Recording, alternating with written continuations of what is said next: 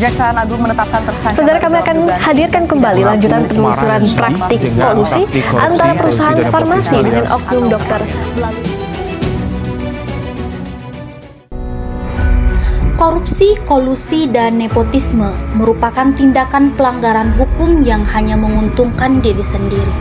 Bahkan sampai saat ini, praktik korupsi, kolusi, dan nepotisme masih dapat dijumpai baik itu di lingkungan pemerintahan maupun masyarakat sekitar. Korupsi adalah tindakan memperkaya diri atau kelompok melalui penyalahgunaan kekuasaan yang dimiliki. Kolusi adalah tindakan kerjasama antara individu atau kelompok yang memiliki kekuasaan untuk memperkaya diri atau kelompoknya melalui penyalahgunaan kekuasaan yang dimiliki. Nepotisme adalah tindakan memberikan jabatan atau posisi tertentu kepada keluarga orang dekat tanpa mempertimbangkan kualifikasi atau kemampuan yang dimiliki.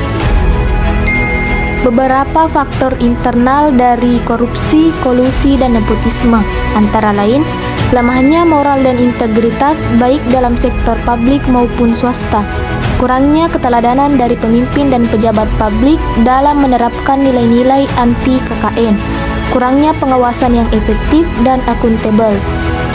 Adapun faktor eksternal dari korupsi, kolusi, dan nepotisme, antara lain, budaya masyarakat seperti pemberian suap yang masih mengakar di beberapa kalangan, lemahnya penegakan hukum yang tidak tegas terhadap pelaku KKN, kepentingan politik dan ekonomi tertentu dapat memengaruhi proses pengambilan keputusan dan membuka peluang KKN. Adapun kebijakan pemerintah menangani KKN, yang pertama, memperkuat sarana serta prasarana hukum. Yang kedua, melakukan penyempurnaan pada kelembagaan penegak hukum. Yang ketiga, pemberdayaan peran masyarakat. Yang keempat, peningkatan pada pelayanan masyarakat. Yang kelima, melakukan peningkatan kesejahteraan bagi PNS, Polri, dan TNI. Yang keenam, melakukan pendekatan moral terhadap aparatur negara atau pihak yang berkuasa.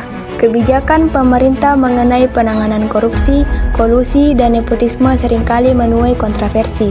Kontroversi muncul karena penanganan korupsi, kolusi, dan nepotisme melibatkan berbagai faktor kompleks, termasuk politik, hukum, dan budaya. Beberapa orang mungkin tidak puas dengan kecepatan atau ketegasan penegakan hukum, sementara yang lain mungkin meragukan keadilan atau transparansi prosesnya. Selain itu, ada juga faktor politik dan kepentingan pribadi yang dapat mempengaruhi persepsi terhadap kebijakan pemerintah. Penanganan masalah korupsi, kolusi, dan nepotisme melibatkan berbagai pihak termasuk lembaga pemerintah seperti Komisi Pemberantasan Korupsi di Indonesia, aparat penegak hukum seperti kepolisian dan kejaksaan, lembaga pengawas seperti Badan Pemeriksa Keuangan, serta masyarakat sipil dan media massa yang turut mengawasi dan melaporkan kasus-kasus yang mencurigakan. Beberapa pihak yang memiliki kewajiban pada masalah korupsi, kolusi, dan nepotisme. Untuk pihak yang terlibat dalam penanganan masalah korupsi, kolusi, dan nepotisme, sebaiknya memiliki watak transparansi, artinya selalu terbuka dalam kegiatan dan keputusan yang diambil. Independensi artinya menjalankan tugas dan tidak melibatkan kepentingan pribadi. Keadilan artinya semua orang dianggap sama di hadapan hukum. Kerjasama artinya membangun kekompakan antar lembaga, pemerintah, dan masyarakat sipil. Pancasila sebagai sistem etika memberikan dasar filosofis yang kuat untuk menangani masalah korupsi, kolusi, dan nepotisme. Nilai-nilai seperti keadilan sosial, demokrasi, kebersamaan, kesejahteraan, dan kejujuran yang terkandung dalam Pancasila dapat menjadi pedoman dalam mengatasi masalah ini. Dalam konteks menangani korupsi, kolusi, dan nepotisme, Pancasila mengajarkan perlunya mengedepankan kepentingan bersama dan menegakkan supremasi hukum untuk mencegah serta menindak tegas praktik korupsi, kolusi, dan nepotisme. Dengan menerapkan prinsip-prinsip Pancasila dalam sistem etika, diharapkan dapat membangun tatanan masyarakat yang lebih adil, bermoral, dan berkeadilan bagi semua warganya.